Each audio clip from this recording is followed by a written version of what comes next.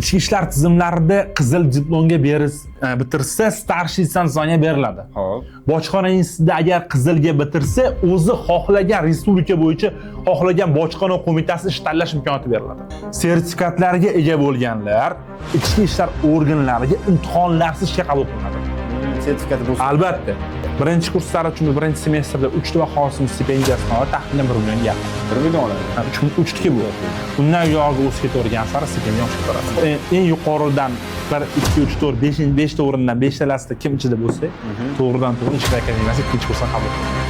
Bojxona institutining proqatnoy ballari 185 dan past emas. Ikki yo'nalishda. Bojxona ishi, bojxona huquqiniki 185 dan past emas.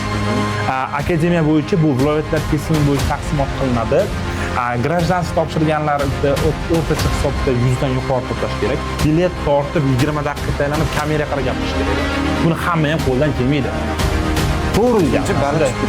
Bitirayotganda ish bozori bo'lib o'tadi. Ya'ni siz misol uchun bojxona instituti yoki ichki ishlar akademiyasi faqat shu organlashgan deb o'ylamang.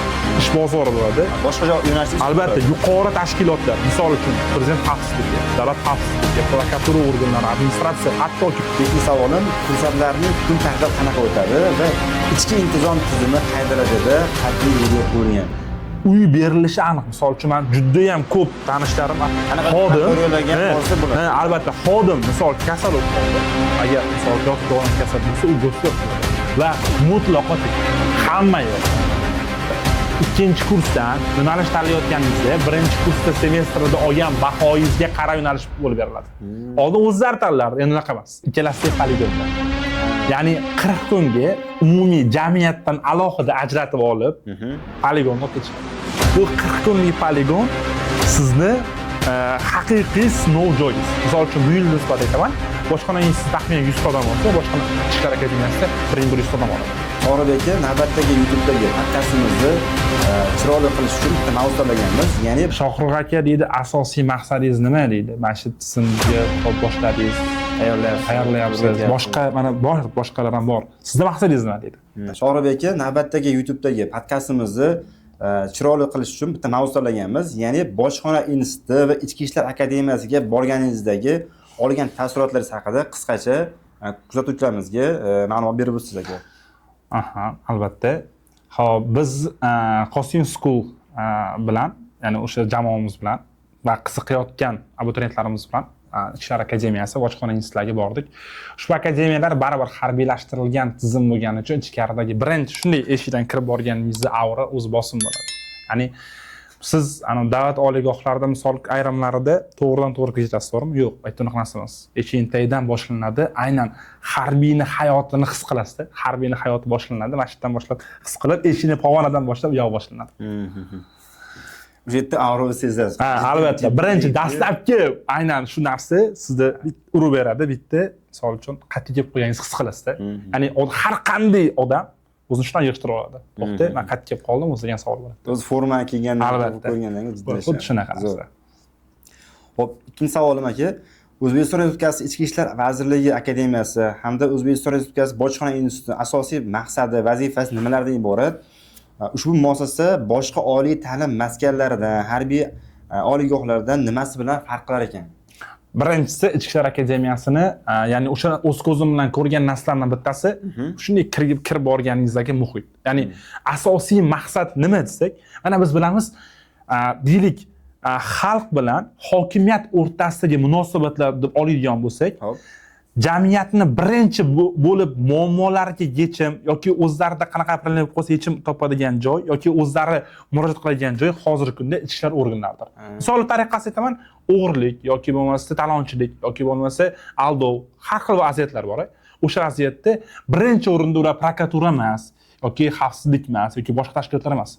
Birinchi ichki ishlar organlari xodimlari turadi.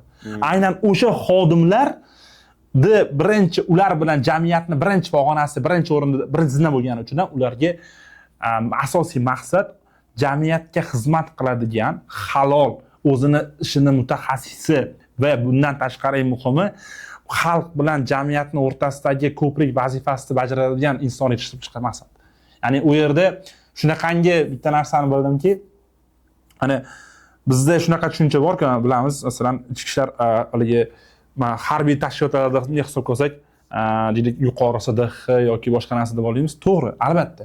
Lekin bir tomoni borda, jamiyat birinchi pog'onada ichki ishlar organlari ekan. Ya'ni ular birinchi o'rinda, ular turib beradigan insonlar ichki ishlar organlari xodimlari. Aynan akademiya maqsadi shunda.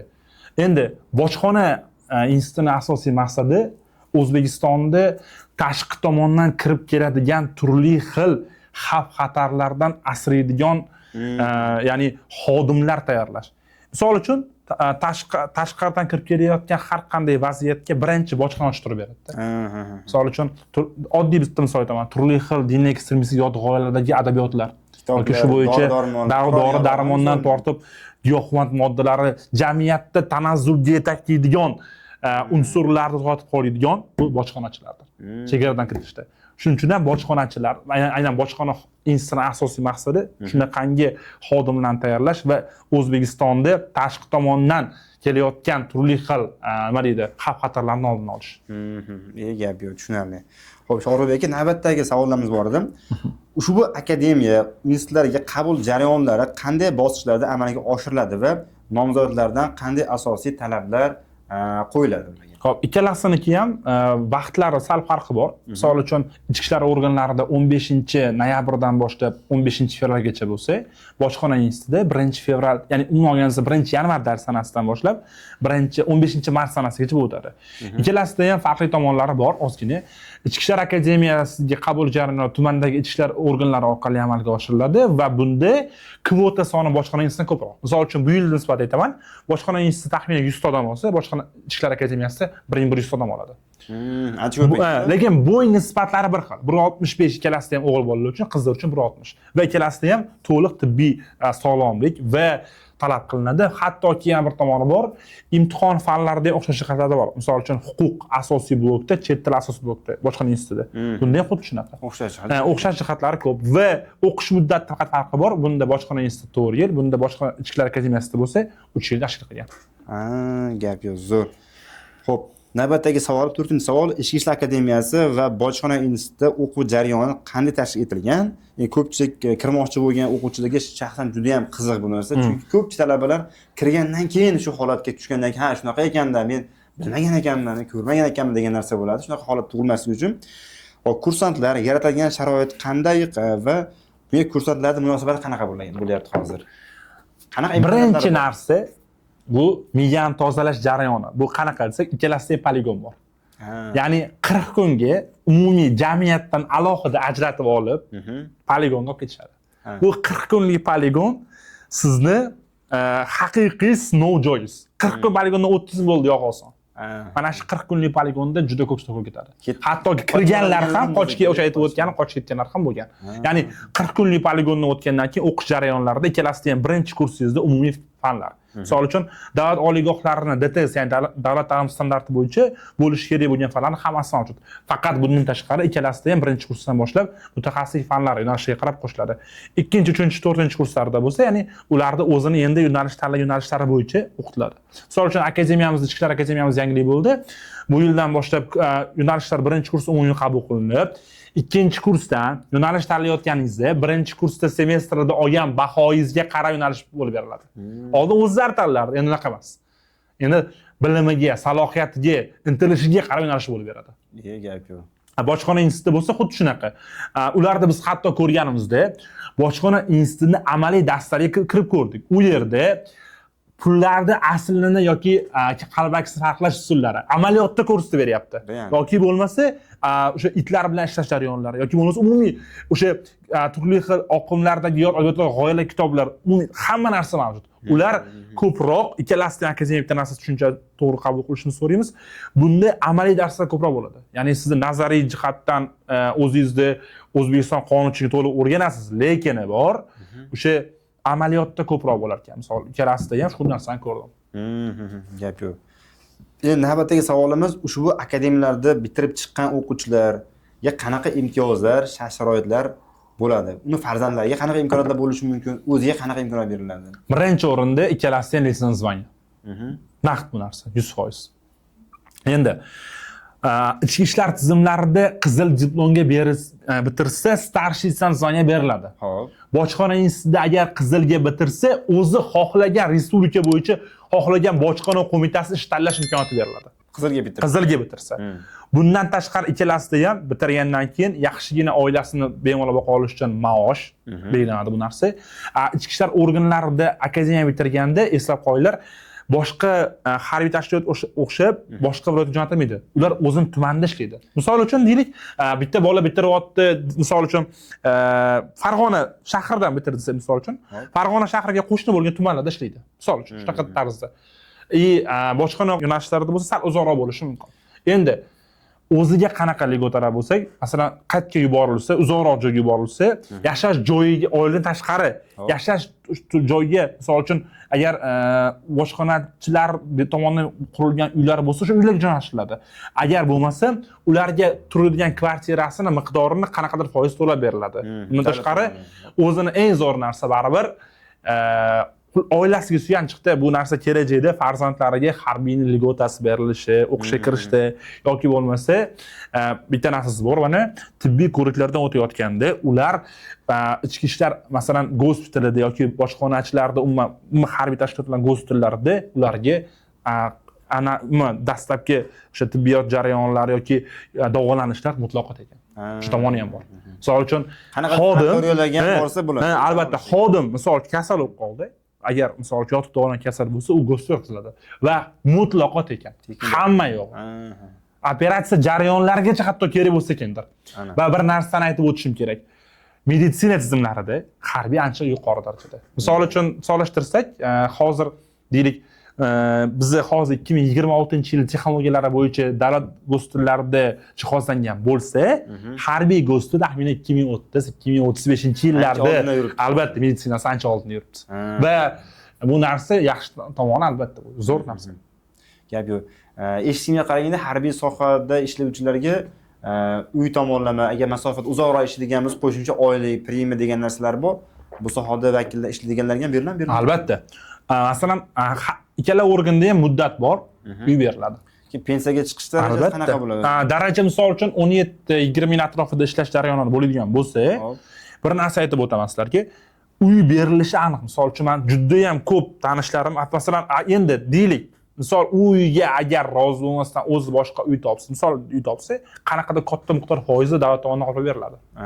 Bu juda ham zo'r imkoniyatlar. Uy olishga, uy berilishiga bu narsa aniq. Zo'r gap yo'q. Lekin zvaniya beriladi. Albatta, bu aniq narsa. Va zvaniyasi oshishi ancha tez bo'ladi. Misol uchun, davlat oliygohini bitirib kirganlarga nisbatan zvaniyasi oshishi juda ham tez bo'ladi. 5-savolim, kursantlarning kun tartibi qanaqa o'tadi va ichki intizom tizimi qay darajada qat'iy yo'lga qo'yilgan? Xo'p, mana padyom soat 6:00, adboy 10:00. Shu narsa aniq. Nimaga? Kursant tiniqib 8 soat uxlashi kerak va o'sha 6:00 dan boshlab 10:00 gacha unda nimaga bo'sh vaqtlari qo'yib beriladi, lekin bor. Qanaqa darajada? Misol uchun o'rtacha hisobda deylik, ertalab padyomdan to soat obedga 1gacha darslar bo'lsa, undan keyin qo'shimcha mutaxassislik fanlari, o'zini mustaqil vaqti va shuning ichida 3 mahal ovqat. 3 mahal issiq ovqatni ta'minlanadi. Bu narsa darslari mutaxassislar albatta mavjuddir. Zo'r. Xo'p, navbatdagi 6-savolimiz, akademiya institutida zamonaviy texnologiyalar, maxsus simulyatorlar yoki laboratoriyalar qanaqa o'tiladi? Bular ham o'rgatiladimi? Boya aytgan narsam, o'z ko'zim bilan ko'rgan narsam bojxona instituti bo'ldi. Ya'ni ularda o'sha qo'yilgan texnologiya juda ham murakkab va hozirgi zamon talabiga javob beradigan. Ichki ishlar organlarida kiberxavfsizlik yo'nalishi ochilganda mana so'nggi dron bilan ishlash tizimlari, kiberjinoyatga qarshi kurash bo'yicha Amerikaning eng oxirgi o'sha resurslari, mana mudofaa biza quruqlik qo'shinlari qo'mondonligi institutida ham bo'ldik. Eng oxirgi tizimga olib kirilgan. Ya'ni bundan buyog'i O'zbekiston kiber jinoyatga qarshi kurash bo'yicha juda ham yuksalib ketishi aniq. Bundan tashqari va aynan kiber soha bo'yicha O'zbekiston so'nggi mana shu 5 yilda bemalol ayta olaman, eng yuqori darajaga chiqadi. Chunki bunga qilingan ishlar, sarflangan mablag', butun bosh yo'nalishlar shuni o'zining shunga qaratyapti, fokusini. Juda ham yuqori. Zo'r. Kiberxavfsizlik yo'nalishlari ham ochilyaptimi bu sohalarda hozir? Albatta, hozirgi kunda ichki ishlar tizimlarida, mudofaa tizimlarida va mana bu yildan boshlab huquqni muhofaza saqlash akademiyasi, ya'ni prokuratura tizimlarida ham ushbu narsa yo'lga qo'yilyapti. Ha. Va yana bitta narsa aytib o'taman.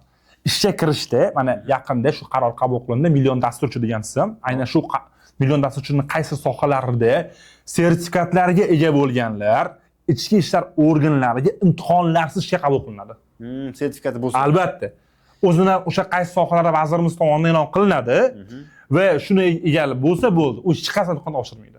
To'g'ridan to'g'ri ishga kiradi, albatta. Zo'r.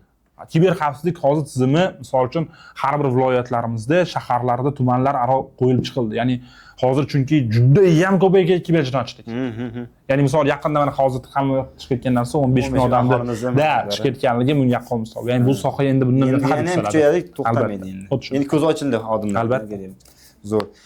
Esingizda bo'lsa, huquqni muhofaza akademiyasiga ham borganimizda adashmasam Toshkentda, Chekka tumanida, ular ham xuddi shunaqa IT sohasiga qiziqadigan mutaxassislar bo'lsa, shunaqa mutaxassislar kerak bizga. Albatta. Ish bilan ta'minlaymiz. Bepul grant bor deganda esingizda bo'lsa. Albatta. Mana bundan tashqari prezidentimizning o'tgan yili ochgan Nurafshondagi kiber universitet. Ya'ni butun boshli shu soha bo'yicha universitet ochildi. Ya'ni shu rivojlanish darajasi shunga yetib kelyapti. Bundan buyog'i kiber jinoyatga qarshi kurash birinchi o'rinda turadi. Ha, gap yo'q.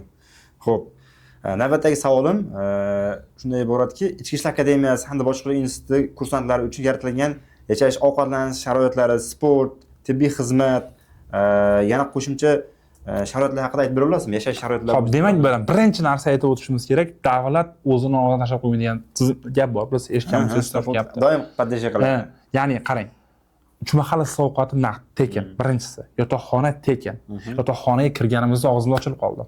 2 kishilik xonalar, hamma narsa shunaqa sharoit qilib berilgan, endi og'zim ochilib qoldi u sharoitlarga. Undan tashqari o'zini o'sha forma, yana qarang. Misol shahar ichida transport vositalari tekin ular uchun. Bundan tashqari, albatta, bundan tashqari, misol uchun armiyaga borib kelgani haqida bilet beriladi. Ya'ni bola ota-ona 100% xotirjam bo'lsa bo'ladi. Albatta, bemalol. Bolam nima qilyapti ekan? Umuman kelgani yo'q. Ha, bu narsa 100% aniq. Zo'r gap yo'q. Xo'p, navbatdagi savolimiz kursantlarning moddiy ta'minoti, stipendiyasi, kiyim boshi, qanaqadir o'zini nimadir shaxsiy anjomlari kerak narsa olishi mumkin. Qanaqa bu qanday yo'lga qo'yilgan? Xo'p, biz bilamiz mana o'sha harbiy formalari 3 xil forma shundoq beriladi. U ham bepul. Albatta, u ham bepul. Endi yana bir narsa aytib o'tishim kerak. Har bir kursantga yuqori darajali stipendiya. Birinchi kurslar uchun birinchi semestrda 3 bahosini stipendiyasini oladi, taxminan 1 million yaqin. 1 million oladi. 3 ga bu. Undan yorg'i o'sib ketavergan sari stipendiya oshib ketaveradi. Ya'ni tasavvur qiling, siz misol uchun yotoqxonangiz tekin, yeb ichishingiz tekin, formangiz tekin, o'qishingiz tekin. Bo'lib ham pul beradi. Ha, yana pul ham beradi. Endi bu o'sha tekin narsalarga, qo'shimcha narsalar uchun bemalol o'zim boqadi. Bir oyga bemalol 1.5 million yetadi o'ziga. Albatta, bemalol. Zo'r gap yo'q, zo'r. Xo'p, navbatdagi savolimiz juda ham qiziq savol bo'lganda, bitiruvchilarning ish bilan ta'minlash jarayoni Ichki ishlar akademiyasi hamda bojxona institutida qanday amalga oshiriladi? Xo'p, ish bilan ta'minlash darajasi ikkala oliygohda ham 100%. Ya'ni bitirdimi bo'ldi. Endi yana bir joyi bor. Shuni aytib o'tishim kerak. Bitirayotganda ish bozori bo'lib o'tadi. Ya'ni siz misol uchun bojxona instituti yoki ichki ishlar akademiyasida turib faqat shu organlar ishlayman deb o'ylamang.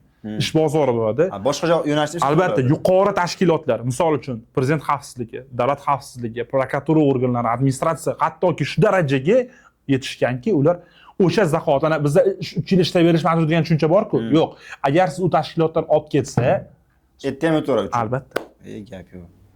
Zo'r. Eng muhim tomoni bor. Siz o'sha olgan leytenant zvaniyangiz bilan birga o'tasiz. Ana imkoniyat. Albatta. Ish bilan ta'minlasa, bepul o'qisa, albatta. Yeb ichish, kiyib, hamma narsasi tekin. Albatta. Pul ham bersa, bunaqa imkoniyat. Kirish ballari, talablari haqida gapiramiz. Xo'p, endi kirish ballari juda ham yuqori. Kvotalar soni qancha bo'ldi? Misol uchun mana bojxona institutida taxminan yiliga 100 ta oladi. Bu yil akademiyamizda bo'lsa 1100 ta. Endi bojxona institutini проходной ballari 185 dan past emas, ikkala yo'nalishga. Bojxona ishi, bojxona huquqiniki 185 dan past emas. Akademiya bo'yicha bu viloyatlar kesimi bo'yicha taqsimot qilinadi. Grajdanskiy topshirganlar o'rtacha hisobda 100 dan yuqori to'plash kerak. 100, 130, 140 atrofida.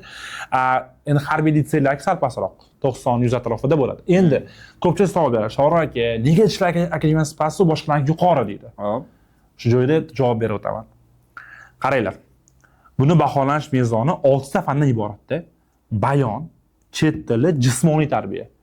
Undan o'sha hammasi 30, 90 dan 45 dan yuqori to'plaganlar qo'shilib yengib o'tgandan keyin huquq, tarix, tarbiyadan bir dondan savol beriladi va bilet tortib 20 daqiqa aylanib kameraga qarab gapirish kerak-da. Buni hamma ham qo'ldan kelmaydi. To'g'ri, albatta shuning uchun ball past. Uni masalan siz bilimingiz zo'r bo'lishi mumkin, lekin u yerda baholanish mezoni ketma-ketligi bor. Boshqachaga. Albatta, shunga rioya qilib gapirmasangiz, ming zo'r bo'ling, ming udar bilimli bo'ling, ahamiyati yo'q. Ololmaysiz ball. Shuning uchun ham ballar past. U yerda ko'pchilik o'ylaydi, bilimi zo'rlar kira olmaydi. Yo'q. Masalan, bilimi zo'rlar kira oladi, faqatgina o'sha yo'sinda zo'r tayyorgarlik ko'rish kerak. Chunki erta kirganlardan bilimi juda ham udar. Tan olish kerak. Boshqa ko'pchilik shunaqa o'ylaydi, akademiya ball past ekan, kimlar kiradi o'zi deb. Yo'q. Aka bilimiz salohiyat zo'rlar kiradi. Faqati bor-da. Shuning uchun ham ballar past. Hozir tushuntirib bergan narsam bo'yicha. Ko'rdingmi, shu pastroq ballar bilan kirib ketdi. Albatta, yo'q, shu narsa. Sababi shuning. Xo'p, kvotalar soni nechta deysiz hozir? Xo'p, 100 taga 1100 ta. 100 ta 1100 ta. Endi qaysi fanlar bo'yicha tayyorgarlik ko'rish kerak kirmoqchi bo'lgan talabalarga? Demak, bojxona institutimizda bojxona ish yo'nalishi matematika, chet tili va ijtimoiy majburiy blok, bojxona huquqida huquq, chet tili va ijtimoiy majburiy blokimiz. Ichki ishlar akademiyasida bayon, jismoniy tarbiya, chet tili sertifikat bo'lsa o'tadi. Huquq, tarix, tarbiyaga sertifikatlar o'tmaydi. Endi kiber xavfsizlik yo'nalishimizga matematika, informatikada, matematika til, ya'ni test tarzida, informatika bo'lsa ham amaliy, ham nazariy. Suhbat jarayonida bo'lsa huquq, tarix, tarbiya. Endi mana kiber xavfsizlik bo'yicha informatikadan o'sha million dasturchida qanaqa sertifikatlari yo'lga qo'yilgandan keyin olsa, umumiy to'plagan ballni 30% miqdorida berishi mumkin. Qo'shimcha berish mumkin. Albatta. Lekin 100% kafolat bormi yo'qmi bunga? Imkoniyat yuqori lekin, yuqori. Endi haligi eng zo'ri bor-da bunda. Agar o'sha narsa qolib ketdi. Agar siz xalqaro sertifikatga ega bo'lsangiz va eng yuqoridan 1, 2, 3, 4, 5 ta o'rindan 5 talasida kim ichida bo'lsa, to'g'ridan-to'g'ri Ichki ishlar akademiyasi 2-kursdan qabul qilinadi. Faqatgina xalqaro IT sertifikati borlarga bo'lsa. Imtihonsiz deysizmi? Yo'q, imtihon o'sha mana birinchi mana imtihondan o'tdingiz, siz birinchi o'rindan 5-o'ringa ichida 5 ta ishi borsiz, siz birinchi kursda o'qimaysiz, siz ikkinchi kursda o'qiysiz. Shunday ikki albatta. Zo'r-ku. Gap yo'q. Juda ham maza qilib olyapti eshitdik. Albatta. Navbatdagi savolimiz, fanlar bo'yicha milliy sertifikatlar olish qanchalik foyda beradi? Bojxona institutida hamma fandan sertifikatlar bor, o'tadi. Lekin akademiyamizda faqat chet tili o'tadi. Endi agar misol kiber xavfsizlik yo'nalishimizda matematikadan o'tadi, informatikadan endi e'lon qilinadi. O'sha sohalar bo'yicha. Qo'shish mumkin degan gapni eshitgandim. Shunaqa gap bor. Endi ekspert yo'nalishimiz bor, kriminalistik yo'nalishlari. Ularda matematika, fizika, kimyo fanlaridan sertifikatlar bo'lsa o'tadi. Demak, kirish imkoniyati yuqori bo'ladi. Albatta. Zo'r. Navbatdagi savolimiz, sizningcha O'zbekiston Respublikasi Ichki ishlar vazirligi akademiyasi va bojxona institutiga tahsil olish yoshlar uchun qanday mas'uliyatli ish va qanaqa imkoniyatlar beradi oxirgi raqamiz? Bu narsada bir narsa aytaman. O'zini agar ertaga davlatga mana bitta narsa doim aytaman. O'zini agar davlat uchun bag'ishlay olgan inson bo'lsa, jamiyatga foyda keltiraman, ertaga farzandlarim, ota-onam, oilam men bilan faxrlanadi degan yoshlar bo'lsa, ularga ancha foydali. Ya'ni kelajakda bitta narsa aniqda, hech qachon xarob qolmaydi bu birinchisi. Ikkinchidan hech qachon moliyaviy tomondan qiynalmaydi. Agarda halol ishlasa. Halollikda gap katta. Misol uchun guruch qurmasi bo'lmaydigandek ko'proq holatlar uzatamiz shu narsa bo'yicha. Misol yaqinda albatta 8 ta tergov xodimi o'sha kriptovalyuta bitta bolani pulini o'margani haqida jinoyat ish qo'zg'atildi bunda bo'yicha. Guruch qurmasi bo'lmaydi, lekin o'zini o'sha narsaga sabr toqat qilib ishlasa, haloldan bersa, ular albatta. Mana shu joyda aytib o'tay. Shohruh aka deydi, asosiy maqsadingiz nima deydi? Mana shu tizimga xo'p boshladingiz. Tayyorlayapsiz. Boshqa mana boshqalar ham bor. Sizning maqsadingiz nima deydi? bitta man aytaman. bir xodim tayyorladim, o'qishga kirdi. U erta o'qish bitirdi. Unga masalan deylik, vazifasi doirasidan tashqari bo'lgan narsalarga yo'q deya olsa, deylik, turli xil qing'ir ishlarga, u qachondir yuqoriga chiqadi-yu va o'sha yo'ldan o'tgan bo'ladi-yu va undan keyin kelayotgan insonlarga u ish qilmaydi-da. Ya'ni Xudo xolasa mana shunaqa xodim tayyorlamoqchimanki, ertaga halol birinchi o'rinda, ikkinchi o'rinda hamma narsadan birinchi burchini o'rniga qo'yadigan va eng muhimi xalqi, millat uchun ishlaydigan zo'r kursantlarni, bo'lajak kursantlarni tarbiyalamoqchiman. Maqsadimiz shu. Chunki bu narsa hammadan qolib ketadi. O'qitish, deylik, o'quv kurslari, hamma bu narsalar. Lekin ertaga yoshingiz katta bo'lgan paytida siz o'zingizni shogirdingizni yuqori general, misol uchun, mashhur darajada ko'rsangiz, o'sha butun boshli umringizni behuda ketmaganligini ko'rasiz, albatta. Boshqacha maza qilasiz. Albatta. Zo'r gap yo'q. O'zi hozirdan ko'rish boshlayapsiz o'zi. O'qishga kirib. Bu mana yaqinda shu narsa bo'ldi. Aynan mana bu aholini ro'yxatga olish bo'yicha kasbiy ta'lim fakultetiga pasport tizimi takomillashtirishga yoshga kirgan shogirdlarimiz shuni oldimizga keldi. Aytdi, rahbarlari turibdi. Shuni oldim kelib so'rashyapti, ustoz. Hammasi formada. Ko'rib xursand bo'ldim. Hali ular bitirib chiqib, ishga joylashib, xudo xolasa mana yaxshi joylarda ishlab, halol ishlab, vatanimizga bir manfaat tegadigan yaxshi mavqelarda o'rinlar ishlagan paytda bu albatta vatanimiz yuksalishiga, ichki ishlar bo'ladimi, bojxona bo'ladimi, boshqa organlar bo'ladimi, yaxshi insonlar bo'lsa vatan yuksaladi-da. Albatta. Sizni hissangiz bo'ladimi? Xuddi shuni. Yaqinda kommentariydan bitta narsani o'qiyman. Shohir aka deydi, siz men ustozimiz deydi. Meni o'qitmagansiz, ko'rmagansiz, lekin mana shu aytayotgan ma'lumotlaringiz, berayotgan motivatsiyalaringiz oqibatida mana shu sohani tanladim. Umuman qiziqmasdim. Tanladim, kirdim o'qishga. Aka, lekin sizni oldingizga boraman baribir dedi. Baribir boraman aka dedi. Siz sababchi bo'lgansiz aslida. To'g'ri, siz meni tanimaysiz, lekin men boraman baribir. Bu katta narsa. To'ppada. Qarang, masofadan ham shogirdingiz. Albatta. Bu juda ham ko'p narsada, juda ham ota-onalar duo qilishadi, juda ko'pchilik aytadi. Siz tufayli o'g'lim Timurga maktab o'qiyapti. Siz tufayli o'g'lim akademiya o'qiyapti dedi. Umuman qiziqmagan o'g'limga shu sizni videolaringizni qo'yib berdim. O'sha qiziqib qoldi. Ha, xuddi shuna. Zo'r gap. Buni o'zi ham bitta nima deydi? Mana ilm berishchi ikki olon saodatda ham bu dunyoyingiz uchun, ham u dunyoyingiz uchun, albatta. Shu siz vafot etgandan keyin ham sizga savob olib boruvchi bir yo'nalishda bu. Uni qilgan yaxshi amallari, savob ishlarini bitta uchi sizga borib turadi. To'ppa-to'g'ri, yashang.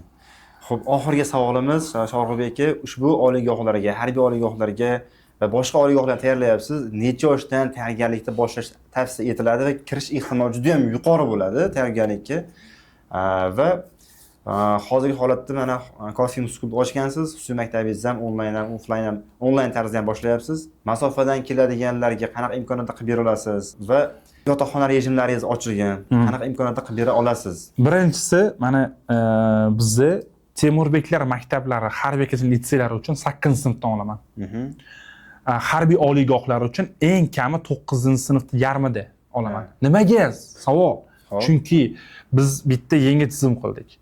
Endi nima deydi? O'sish kerak. Har yili bitta yangilik harakat qilyapman.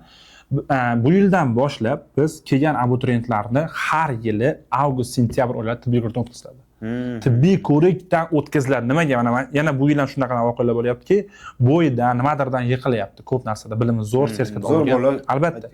Biz nima qildik? O'shani qo'ydik. Endi agar mabodo davolanish yetadigan bo'lsa, davolatamiz. Endi agar davolanish iloji yo'q bo'ladigan holatlar bo'lsa, bizlar ikkita organga tayyorlaymiz. Boshqa yo'nalishlardan albatta. Birinchisi prokuratura organlariga.